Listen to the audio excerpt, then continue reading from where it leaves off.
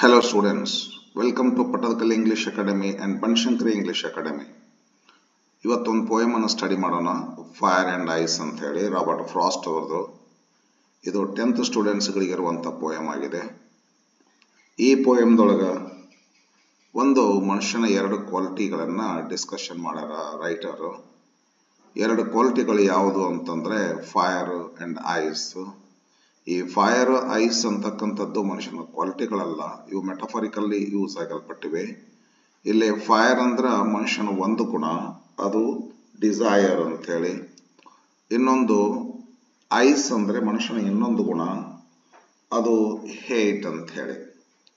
ಅಂದ್ರೆ ರೈಟರ್ ಈ ಪೋಯಮ್ದೊಳಗೆ ಏನ್ ಹೇಳ್ತಾರಂತಂದ್ರೆ, ಈ ಮನುಷ್ಯನ ಎರಡು ಗುಣ ಅದವಲ್ಲ, ಡಿಸೈರ್ ಮತ್ತು ಹೇಟ್, ಈ ಎರಡು ಕಾರಣಗಳಿಂದಾಗಿ ಜಗತ್ತು ಎಂಡ್ ಆಗಬಹುದು, ಡೂಮ್ಸ್ ಡೇ ಆಗಬಹುದು, ಜಗತ್ತು ಮುಳುಗಿ ಹೋಗ್ಬಹುದು ಅಂತ ತಿಳ್ಕೊಂಡು, ಅಂದ್ರೆ ಅಷ್ಟು ಬಹಳ ಕೆಟ್ಟ ಗುಣಗಳು ಮನುಷ್ಯನ ಎರಡು. ಈ ಗುಣಗಳು ಯಾವುದು? ಒಂದು ಒಂದು ಒಂದು ಒಂದು ಡಿಸೈರ್, ಇನ್ನೊಂದು ಹೇಟ್. ಡಿಸೈರ್ ಅಂತಂದ್ರೆ ಅತಿ ಆಸೆ, ಅವೇರಿಯಸ್ ಅಂತೀವಲ್ಲ, ದುರಾಸೆ. ಮನುಷ್ಯನಿಗೆ ದುರಾಸೆ ಬಹಳ ಕೆಟ್ಟ.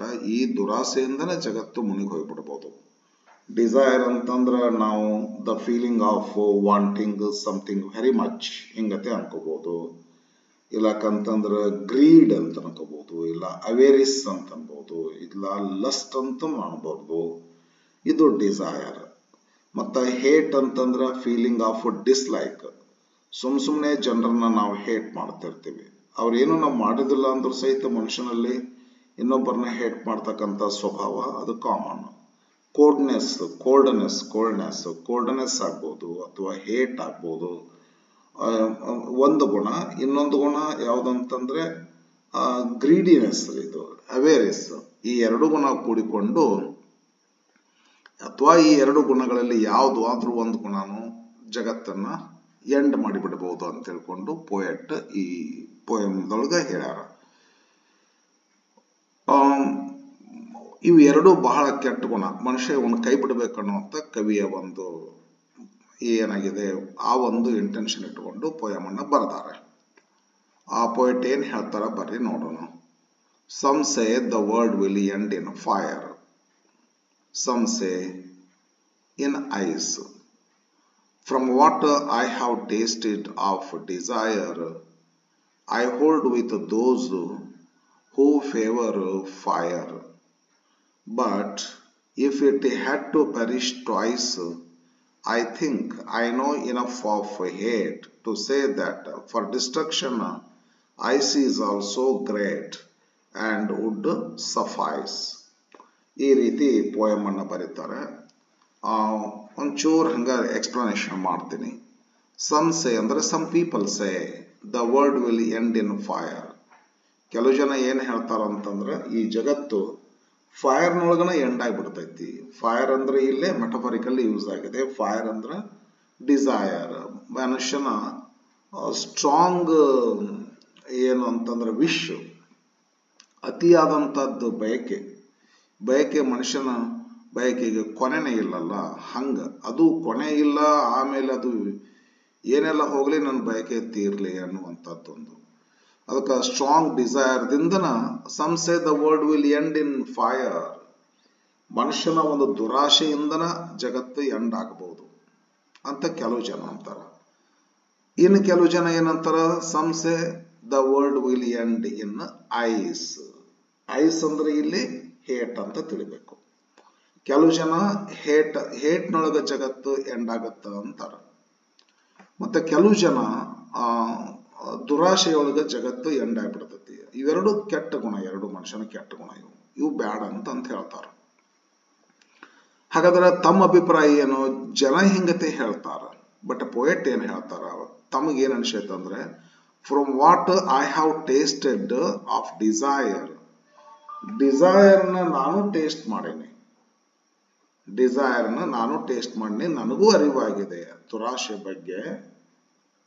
ಬಗ್ಗೆ ನನಗೂ ಅರಿವಾಗಿದೆ. I hold with I hold with ಅಂದ್ರೆ ಐ ಅಗ್ರಿ ವಿತ್ ಯಾರ ಜೊತೆಗೆ ಅಂದ್ರೆ ದೋಸ್ ಹೂ ಫೇವರ್.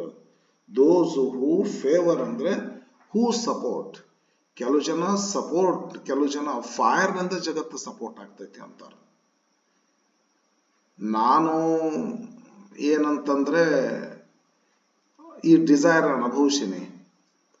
ಕೆಲವು ಜನ ಏನ್ ಹೇಳ್ತಾರ, ಈ ಡಿಸೈರ್ ದಿಂದ ಜಗತ್ತು ಎಂಡ್ ಆಗ್ತೈತಿ ಅಂತಾರಲ್ಲ, ಅವರಿಗೆ ನಾನು ಅಗ್ರಿ ಆಗ್ತೇನೆ. ಅವ್ರು ಹೇಳೋದು ಕರೆಕ್ಟ್ ಅದ.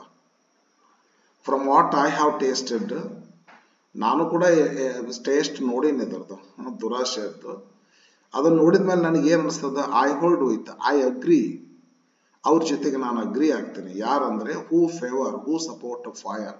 ಫೈರ್ ದಿಂದ ಜಗತ್ತು ಎಂಡ್ ಆಗ್ತೈತೆ ಅಂತ ಏನ್ ಹೇಳ್ತಾರಲ್ಲ ಕೆಲವರು, ಅವ್ರಿಗೆ ನಾ ಸಪೋರ್ಟ್ ಮಾಡ್ತಾರೆ. ಸರ್ ನೀವು ಹೇಳೋದು ಕರೆಕ್ಟ್, ಜಗತ್ತು ಫೈರ್ ದಿಂದ ಎಂಡ್ ಆಗ್ತೈತಿ ಅಂತ ನಾ ಸಪೋರ್ಟ್ ಮಾಡ್ತೀನಿ, ಯಾಕಂದ್ರೆ ನಾನು ಡಿಸೈರ್ ನ ಅನುಭವಿಸಿನಿ ಅಂತಾರೆ. ಮತ್ ಇಲ್ಲಿ ಬಂದ್ ಸೆಕೆಂಡ್ ಸ್ಟಾಂಜಾದಲ್ಲಿ ಏನಂತಾರ, but if it had to perish twice, it ಅಂದ್ರೆ ದ ವರ್ಲ್ಡ್. ಇಲ್ಲೇ ವರ್ಲ್ಡ್ ಏನಾದ್ರೂ ಎರಡು ಸಲ ಪೆರಿಶ್ ಅಂದ್ರೆ ನಾಶ ಆಗೋದ್ರೆ, ಡಿಸ್ಟ್ರಕ್ಷನ್ ಆಗೋದು. ವರ್ಲ್ಡ್ ಎರಡು ಸಲ ಏನಾದ್ರೂ ಡಿಸ್ಟ್ರಕ್ಷನ್ ಆಗೋದಿದ್ರೆ, ಒಂದ್ಸಲ ಡಿಸ್ಟ್ರಕ್ಷನ್ ಆಗ್ತೈತಿ ಅಂತ ಅನ್ಕೊಂಡ್ರೆ ಡಿಸೈರ್ ದಿಂದ ಡಿಸ್ಟ್ರಕ್ಷನ್ ಆಗ್ತೈತಿ ಅಂತ ಯಾರು ಹೇಳ್ತಾರ ಅವ್ರಿಗೆ ನಾನು ಒಪ್ತೇನೆ. ಕರೆಕ್ಟ್ ಸರ್, ಡಿಸೈರ್ ದಿಂದ ಜಗತ್ತು ನಾಶ ಆಗುತ್ತೆ, ಯಾಕಂದ್ರೆ ನಾನು ಅನುಭವಿಸಿನ ಅಂತ ತಿಳ್ಕೊಂಡು ಹೇಳ್ತಾರ. ಮತ್ ಮುಂದೆ ಬಂದು ಏನ್ ಹೇಳ್ತಾರ, but if it had to perish twice, ಎರಡು ಸಲ ಏನಾದ್ರೂ ಜಗತ್ತು ನಾಶ ಆಗುವಂತದ್ದಿದ್ರೆ, if it had to perish, if it had to destroy twice, I think I know enough of hate. ನನಗೆ ಹೇಟ್ ಬಗ್ಗೆ ಸಾಕಷ್ಟು ಗೊತ್ತು, ಮನುಷ್ಯನಲ್ಲಿ ಹೇಟ್ ಎಷ್ಟು ಇರ್ತದೆ ಅನ್ನೋದು ಗೊತ್ತು.